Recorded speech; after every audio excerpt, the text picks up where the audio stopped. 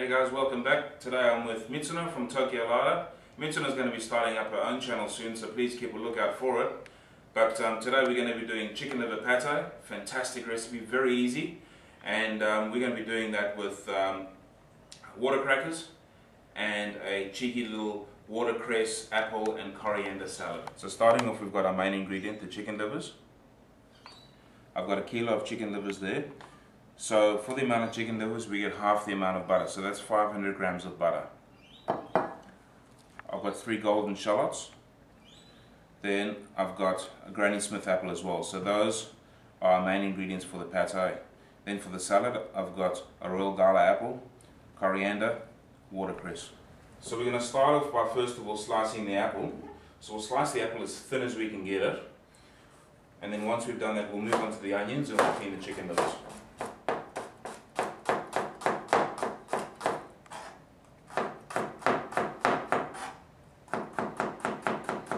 Quite important when you cut the onions, you try and cut it as fine as possible. When you're cooking the onions off, don't let the pan get too hot, otherwise you'll get bitter black flecks through your pate. So starting with the chicken livers, we'll cut the chicken liver in half first, and then we'll try and take out any of the tendon or the sinew that's in the chicken liver. There tends to be a little bit of sinew in the middle. We'll take that out.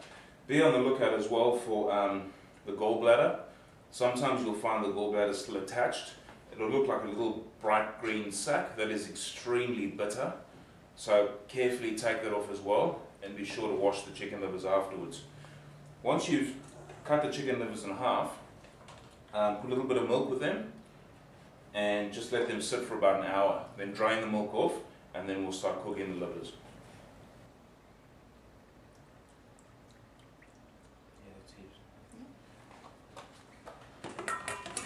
So we'll just cover that, put that in the fridge and let it sit. Out of the 500 gram block of butter, I've taken off about 140 grams, kept that aside, so we're going to be clarifying that to go on top of our pate. The rest I've cubed up and I've allowed it to get soft, and we'll be blending that up with the pate. So we've got the pan on a medium to high heat. We've drained all the milk off. We'll try to get the livers as dry as possible, and we'll seal the chicken livers off as quickly as we can.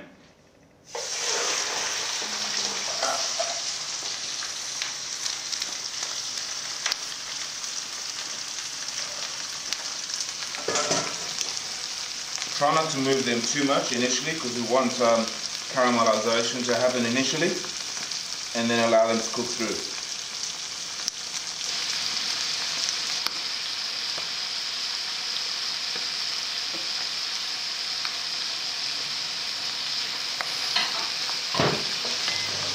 Now that the chicken livers are halfway cooked, we'll add the shallots. Yes, the whole lot.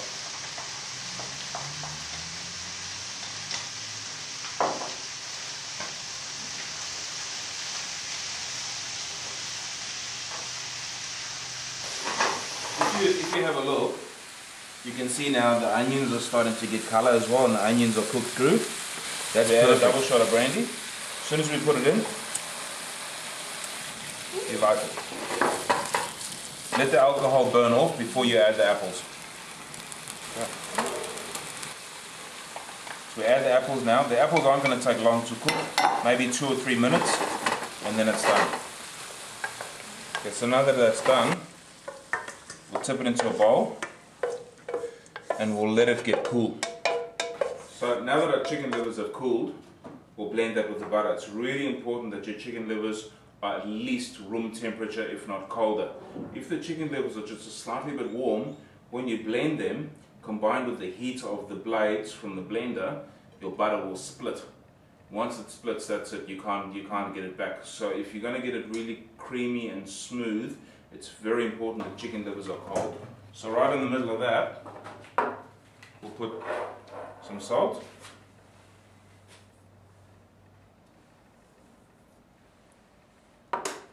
And some pepper.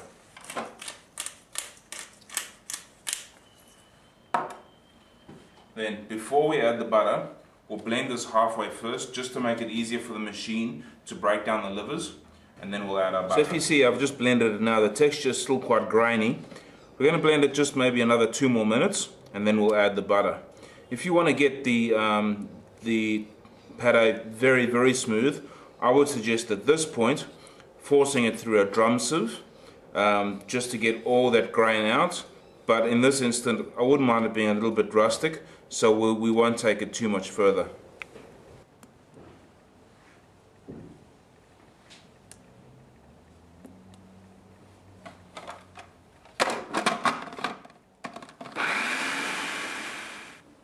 Okay, so using a ladle, I've ladled the mousse into two different kinds of ramekins, so I can show you two different styles. Once we've ladled it in, just tap it a bit so it flattens out. Now there's two different ways we're going to do this here. The first way, we can leave it just like that. The second way, I've taken some butter and I've just heated it till the milk solids separate from the fat. So you can see the milk solids at the bottom of the bowl and the actual fat content is at the top. So that's clarified butter that's sitting on top. So using a spoon now, we lift off the clarified butter. We place it gently on top of the pate. Once it sits in the fridge, it'll make an airtight seal on top of the pate, and that'll last a week, maybe 2 weeks in the fridge, and it'll give it a wonderful richness. Okay, so we're starting off with the salad now. So I've got some watercress. We'll just cut it down so it's easier to plate up. Some fresh coriander. We'll just pick off the leaves. I don't want too much stalk in the coriander salad, so we'll just pick off a couple of these leaves. Then with the red apple, I'm just going to take nice thin slices so that I can get a thin julienne. Obviously I've chosen the red Royal Gala apple so that it stands out against the green of the watercress and the coriander.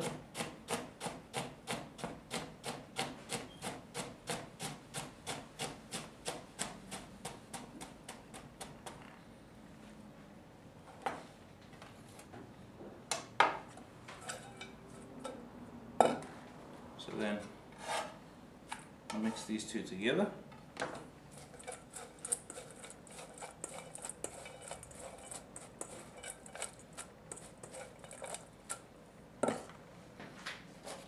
So I've got our water cracker over here. Start off with a little bit of salad, just slightly off center. Water cracker. There's some more salad.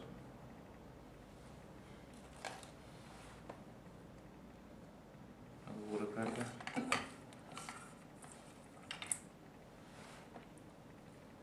See if we can squeeze just one more on top of that.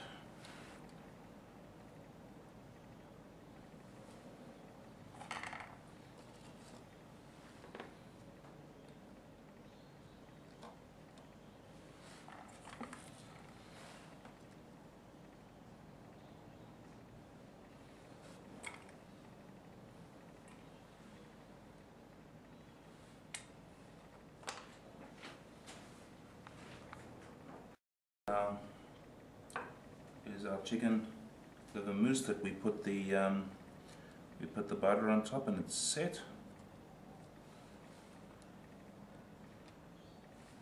There we go. Maybe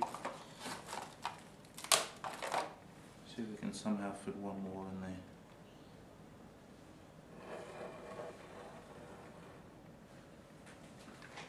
That's done. Right, so that's another option we have if you don't have a ramekin. So I've broken the individual components of the salad down into 3 components, and then we've put the watercress on the side there, and we've got the water cracker sitting right next to that. And I've just done a quenelle with the chicken liver mousse. That's the chicken liver mousse without the butter on top, just as is in the fridge, and that's set quite well as well.